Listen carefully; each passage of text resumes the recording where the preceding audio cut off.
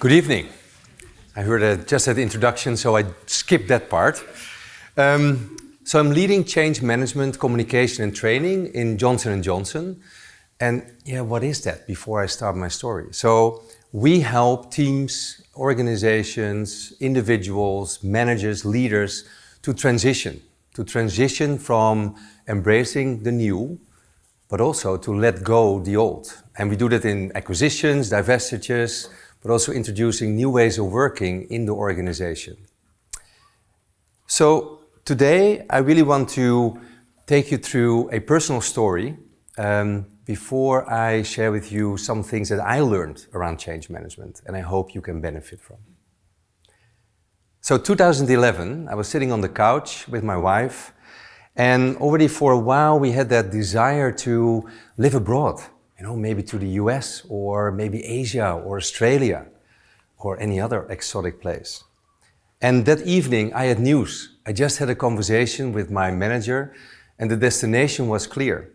So I sat down on the couch and I told my wife, we go to Brussels.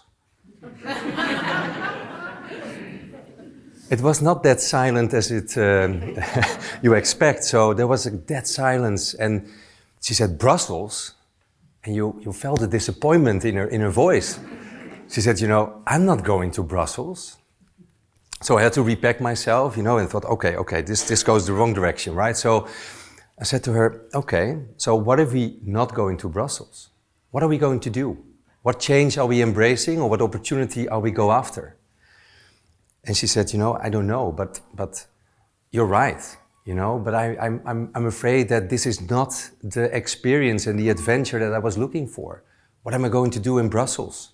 And is it a green environment? I love to go to a green environment, not a city like Brussels. So I said to her, okay, let's go to Brussels next weekend and smell and experience the city and speak with some people that we know there or that we don't know there and listen to their story and learn about their journey. So off our journey went, right? And we started. So these couch conversations are conversations I have regularly with leaders in my organization. And it's about transition. And it's about what is and what could be. So actually you could say that in between time, right? And that's where the magic is happening. But it's also scary and you feel resistance. And that in between time is actually beautiful described in the book The Corporate Tribes of Jitske Kramer and Danielle Brown.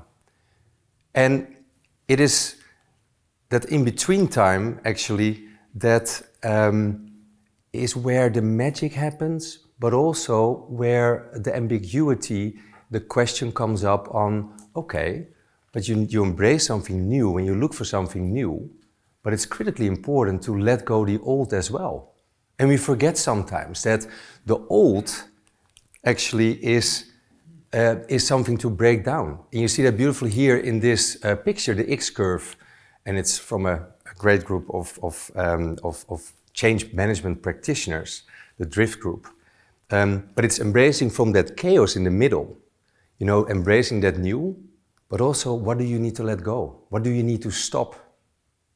And at in between time we see daily in our environment. Look at change, or look at climate change. Governments, politics are struggling with the topic, but also companies like Johnson & Johnson that I work for. What does it mean for us? Or even, you see people on the streets, right? They demand something new. So we're struggling with that. And it makes it extra difficult that we then have to break things down or stop things doing, also we as an organization, in order to open up and embrace that new. Here you see very clearly, the new on the top, the middle, the chaos, and here at the bottom, the phase out of your old behavior. So going back to the couch, at the same time, there was actually a deeper question that it triggered.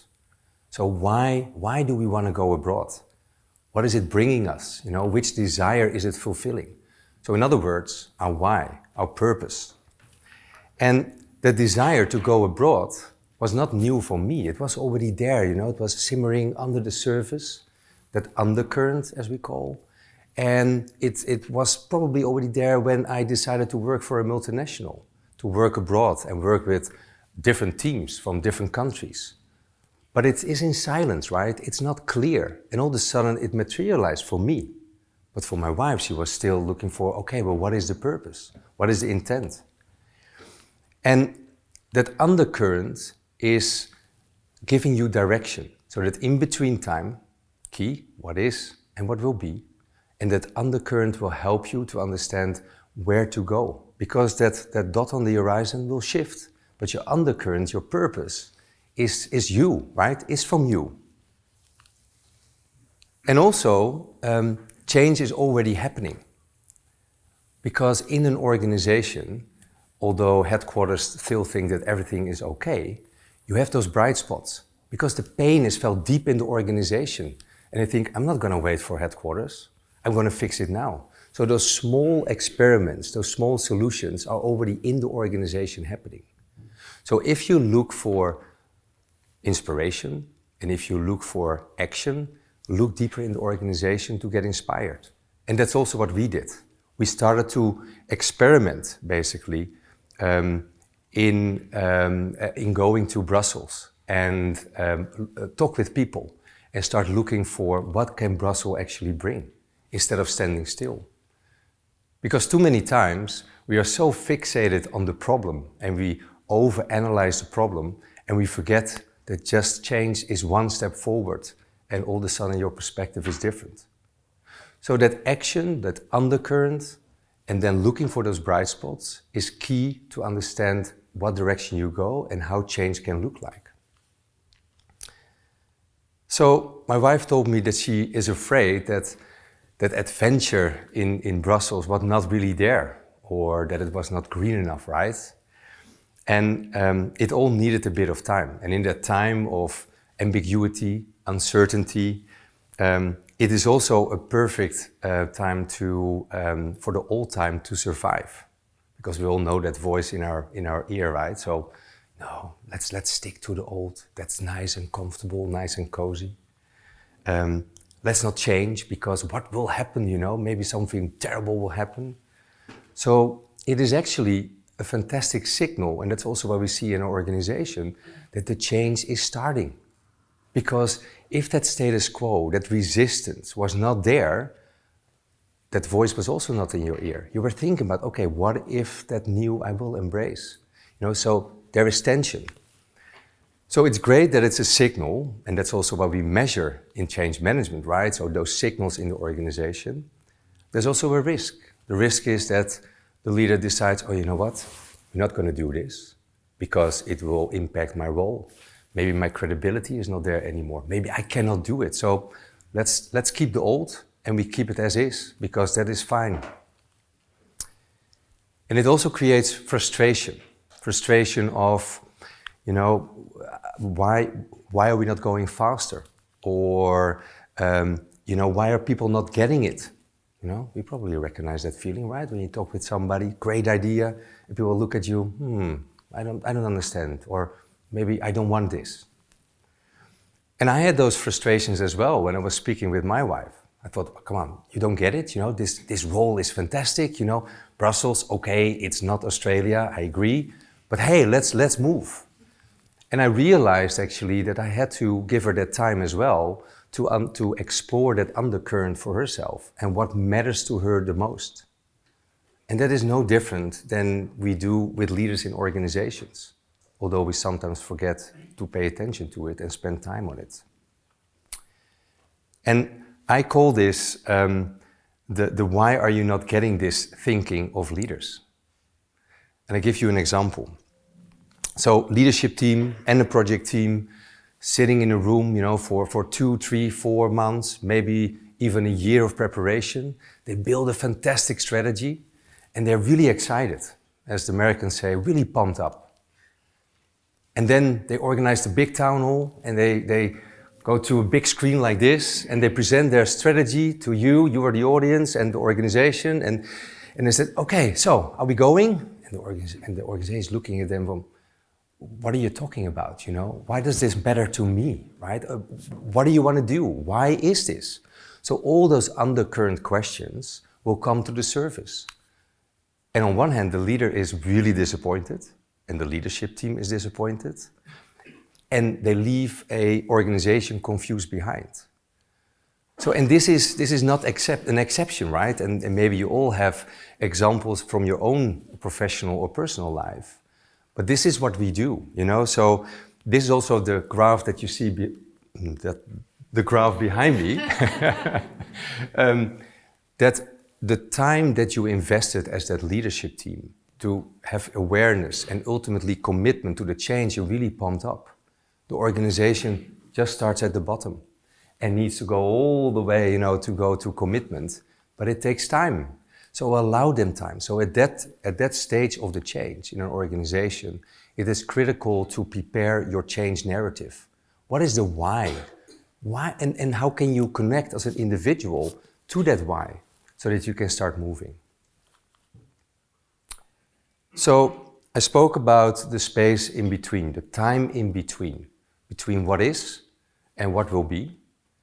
We spoke about the undercurrent, which gives you direction, because I tell you that dot on the horizon will constantly move. So that purpose is the real direction of any change in the organization. We spoke about action, you know, take that first step, because otherwise nothing will happen and your perspective will stay the same. We spoke about that status quo is a signal, you know, the resistance is a signal that change is really happening. And I think there's one piece of the puzzle that's still missing. And that is change is personal. You make every day a personal decision if you step in or you say, this is not my change. I'm not going to participate, which is both fine. And we are sometimes scared in organizations for people that say, I don't want to participate. But that's a choice, and I think a very brave choice. So the metaphor that I use for that a lot is accordion. It's between you and the other. It's between me and my wife. It's a connection between me as a leader of my team and that team member in my team. And the conversations we have. And sometimes you need to be really close. It's almost like a professional intimacy to have conversations about purpose, to have conversations about your fears, your hopes, your desires as an individual. And sometimes you bring more air to stretch the accordion and to let people go and experiment and make their own choices and decisions, to step out or step in. So it's constantly play with the accordion. But the key is that you stay connected. And the other thing is that the trust that you have between each other is fundamental to be open and transparent in those conversations.